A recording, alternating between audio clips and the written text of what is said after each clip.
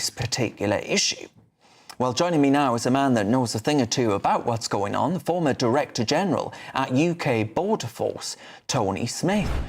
Tony, a very Merry Christmas to you, my friend. Now, Tony, these scenes that we're seeing here, and we've got some pictures that GB News exclusively has obtained through that brilliant journalist that is Mark White, and this is coming to us showing the packed dinghies with the Border Force gathering to get these people on board and bring them to the United Kingdom.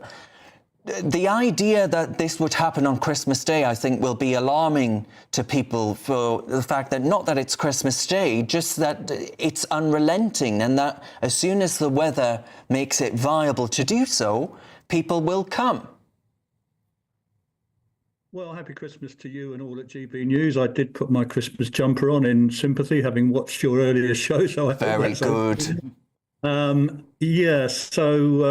worked in the Border Force for a great many years. The Border Force never sleeps. We are at the ports, at the ferry ports, at the airports, and out on our catters 24/7, 365 days of the year. So my thoughts are with them. I wish them a happy Christmas and a peaceful New Year, because it's not an easy job being out there in all weathers at all times, trying to pick up migrants in distress. It is a very difficult time for them, but I think people need to understand that actually, there are still a very significant number of people that do want to cross the English Channel to come to the UK from France. There are also a significant number of people who will profit from that by encouraging them to do so, often extorting money from them to do so. It's a miserable business, and the people that I don't really wish a very happy Christmas to are the people smugglers. They are the worst of us, and I think the more we can do to put them out of business, the better. Tony, did you not fancy this job that they were advertising earlier this year, this head of border command, I think it's called? They struggled to get that one filled. I've done my time, and I had some great times in the Home Office and in the Border Force. We had successes, but of course we had failures. And I think we need to recognise that although small boats is the headline that you guys are always going to run, it's highly visible. Only about a third of illegal entrants come in on small boats. We do get a significant number still coming in the backs of lorries or hidden in vehicles. We also get a significant number coming on short-term visas who then claim for asylum. So the number of boats, about 30,000, is only about a third of those that claim asylum. But even then, that is still quite a low number when you compare that with the number of people claiming asylum in places like France and Germany and Italy. So I like to, I'm not a politician, I do not keep this in perspective. Of course we don't like this. Of course we want to stop this, but actually it's not quite as bad as we might think when you look at the way that some other countries, particularly in the US, are seeing huge numbers of irregular migration crossing their borders.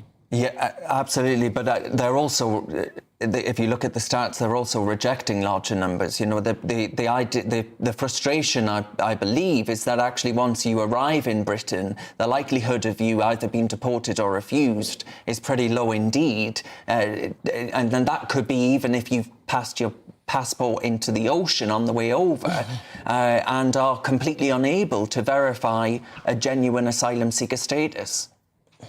Yes, I think we need to look at policies over the last 2 or 3 years, and we do need to look at numbers. Numbers will be important. There was a drop last year by about 10,000, and that was because we had a concerted effort on Albania. There was a country plan on Albania which sent officials to Albania to sign agreements with them to confirm that they will look after people if we send them back. We had Albanian officers over in Dover helping them with so you can do, specific exercises targeted. You can, but Tony, though, you're not going to do that with the Taliban, are you? You know, you're not going to be able to sign a deal like that with the Taliban. No, that was my second point, was that the other big policy difference is the abolition of the Rwanda deterrent by this government. That was announced before the election, actually. And so there are certain countries, as you say, places like Afghanistan, Iran, Syria, maybe, I don't know, things have changed a bit in Syria lately, but there are certainly nationalities we know full well when we pick them up that it's very, very unlikely we're ever going to be able to return them to their home country, whether or not they claim asylum or whether or not they're granted asylum for that matter. We can't return them to France because we don't have any agreements with the EU. on safe third countries. So you're right in that for some nationalities, we don't have that deterrent, and therefore they know that if they are able to get into British territorial waters, it's very, very likely they're going to be allowed to stay. I think that is going to be an ongoing problem, and I have seen this government now suddenly going off and looking at offshoring ideas in places like Italy and elsewhere, and think, well, maybe that wasn't such a bad idea. So, I mean, people have got their views, it's a political hot potato, Rwanda, because a lot of money was spent on it. But I personally thought that was quite a bold attempt, actually, by the last government to try and find somewhere where people could go, which is a safe third country where they would be looked after, they would be safe, and that they wouldn't therefore, continue to have this incentive, if you like, that knowing, which is a smuggler's narrative, that, well, all you've got to do is get in this boat and get within 12 miles of the UK coastline and you're in for good. Tony, a very brief word, if you would, in answer to this question. Is it going to be worse or better come next year without that Rwanda deterrent? Well, I don't know is the short. I don't think any of us know.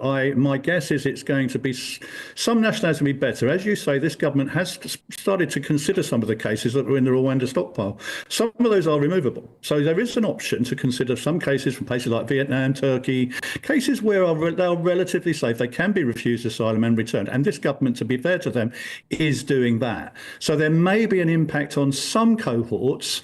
And then you need to look at the EU figures. They have had a big drop in the Central Med routes, but then other routes on the African route are up. So this is going to be an ongoing problem. Let's not pretend this is going to go away.